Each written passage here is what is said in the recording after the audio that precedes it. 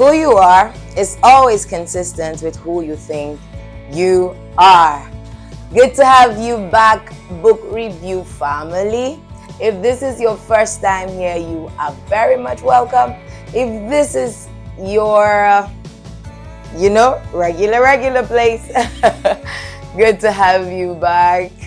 Yes, thank you for joining us on today's episode as we, keep learning and discovering things that can help to shape our lives and make us better people. So please don't forget to subscribe if you haven't done so. Don't forget to like and share this video so that a lot of persons can, learn what you are learning and become better also at doing life. So we are continuing the book that we are currently reviewing, titled You Can Be President by Bob Moore.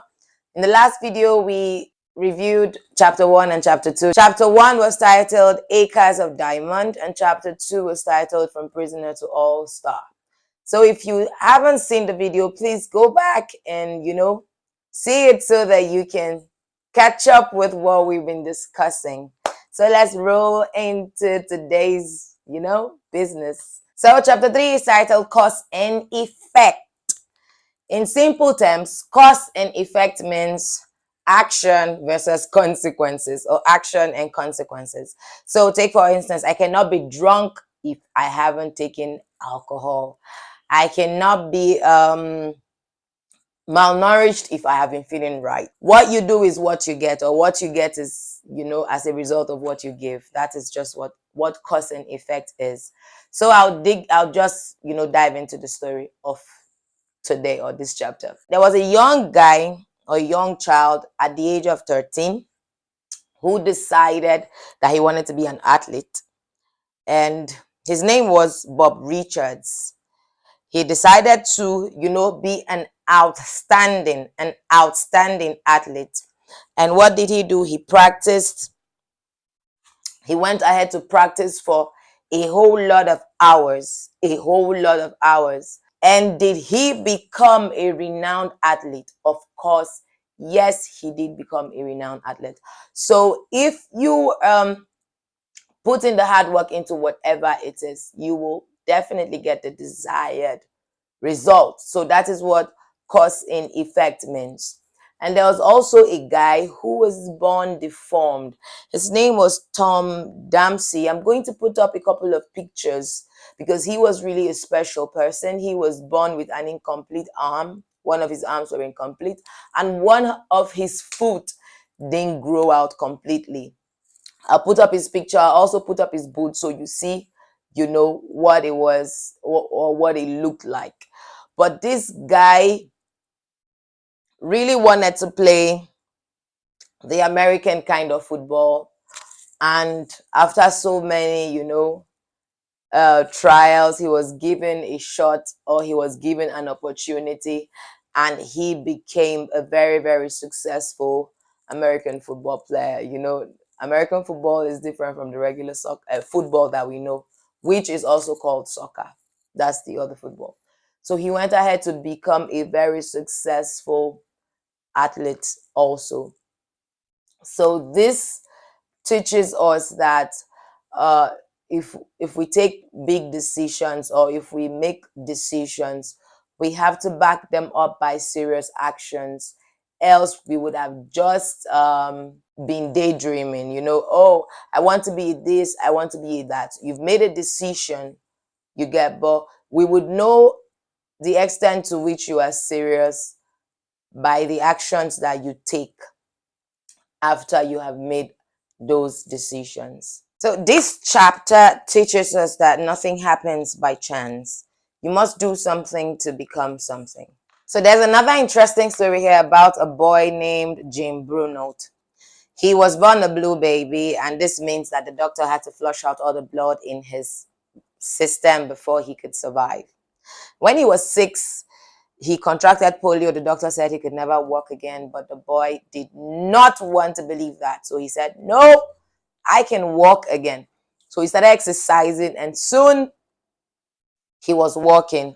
And then he loved horses and wanted to ride horses, but the doctor said it is not possible because while you had polio, your spine was coveted, and as a result of the polio, you cannot ride horses. But trust again, he defied the odds and rode horses. And somewhere down the line, he became a soldier in Vietnam. And one day, the jeep in which he was riding with another soldier drove over a landmine, 35 pounds of dynamite. Said he awoke in the hospital with both legs and one arm missing. Wow. He told the attending nurse that he wanted to sit up. She said he could not. He said, "Don't tell me that. I can," he declared. So today, this young man swims, scuba dives, and still rides horses.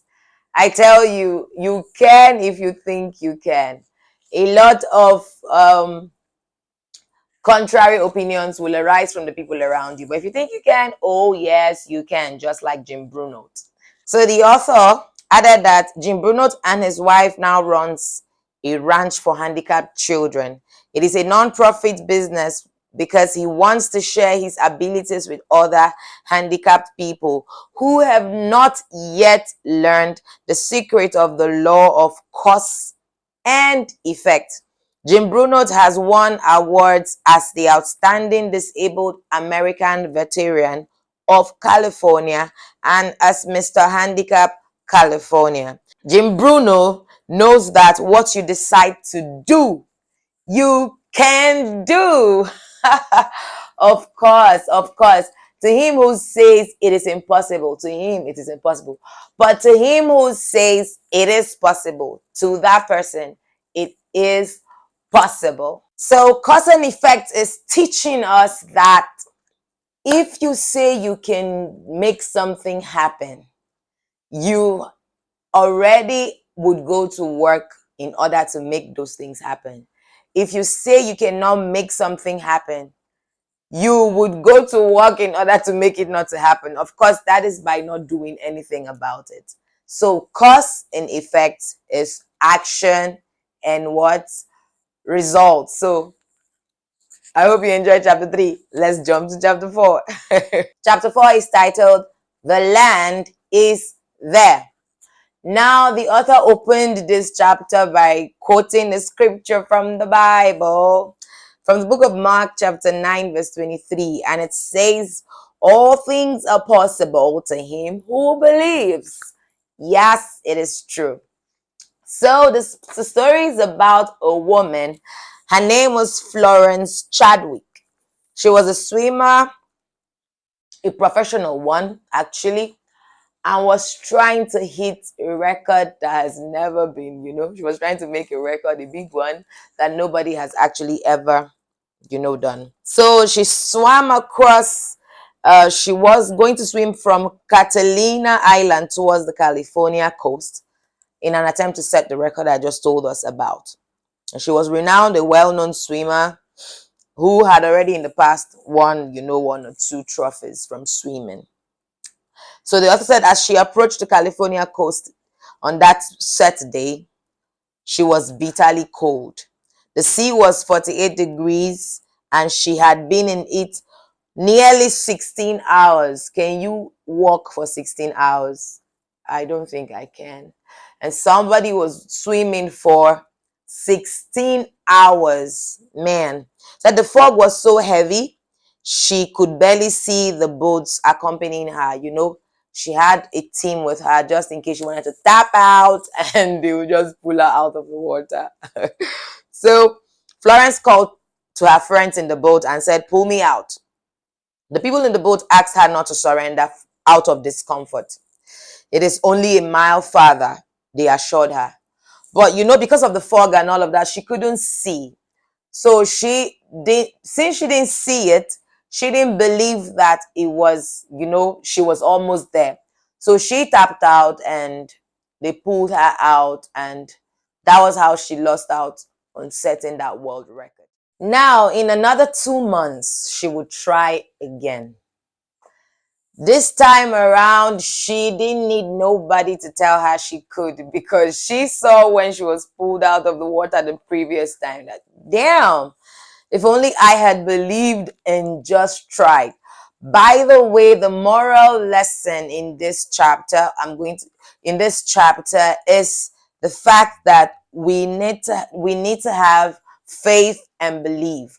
Now, the second time she tried, she had faith and believe that she could do it, and she did it.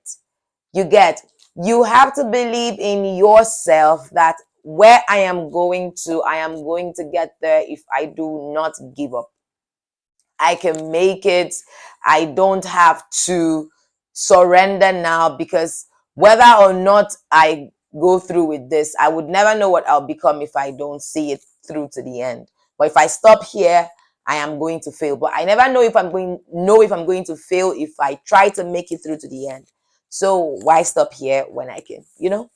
So just have faith and believe in yourself that you can do it, because sometimes even when your fans, your family, your friends, the people around you are telling you don't give up, you can, if you don't have courage in your heart, you are not going to believe them. But if you believe in yourself and you have a bigger and stronger voice burning inside of you, it is not going to matter what people say. So you are the one. Your opinion matters more to you, to your dream, to your destination, to your goals, than any other person's opinion. So you have to be firm on the things that you want to achieve. You have to put your foot on the ground and say, you know what, I am going to achieve this no matter what may come my way. Yes, that was how Florence Chadwick did it the second time, and she did it right. I'm going to say something really important that I learned from the book. It says cause and effect, which is chapter 3, plus belief is equal to personal power. Now, an educator, this is another story in this chapter. It is important, that is why I'm sharing it.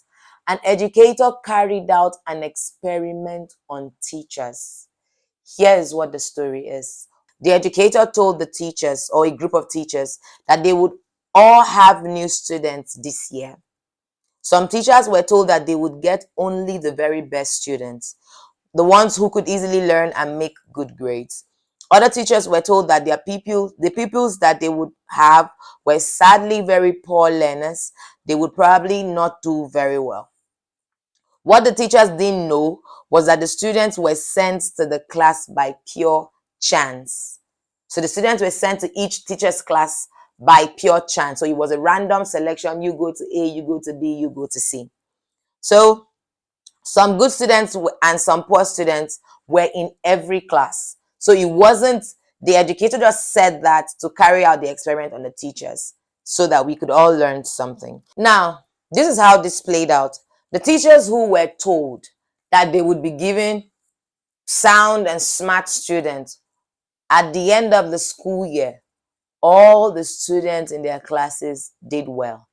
The teachers who were told that, oh, we're going to give you poor students who are not smart, who are dull and all of that, their students, every one of them did not really do well, because the educator had conditioned the mind of the teachers. You see, this works for both old and young people.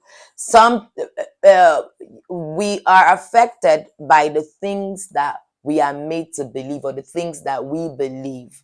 So if you don't have faith that something good can come out of you, it doesn't matter what resources you are given, you will still make a mess of it. So the primary thing, or the fundamental thing, is to believe that something good can come out of you.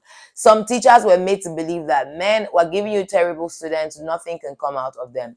Some were made to believe that we're giving you the best, even if you don't put too much effort, they are going to come out with flying colors. So you see, it works on anybody. Be careful what you believe. Be careful what you believe. Your belief can open the doors to you, can open the doors to new miracles for you. So if you believe and you stay in your belief and are not moved or shaken by, uh, situations that tend to distract us, you would be amazed at the results that you will get. What will you dare to believe in today? So chapter 5 is titled, I think this is going to be our last chapter for this episode. Yeah. So chapter 5 is titled Mastering More Powers. It is not such a long chapter. It just tells us, the powers that we can master in order to become super people, superhumans. Yes, so I'll just read out what the powers are, so that you can work on how to master these powers. So the first power is the power of forming habits. The second is the power of saying, yes, I can. The third is the power of picturing the future. And the fourth is spiritual power. So these are the powers, according to the author, that can help us to become superhumans if we focus on, building those powers and using them to achieve our goals and our dreams and our visions. Yeah. In the chapters to come, we shall discuss a little more about these powers so that we can see how to harness and apply them. So I would like to bring this to a close right now. I hope that we have learned so much, from cause and effect to The Land Is There, which is a chapter that talks about faith and belief. And to this chapter, I hope we've learned one or two things. Yes. So thank you for tuning in today. I promise to be back in no time to bring you updates and more updates. Thank you so much, and catch you later. Bye.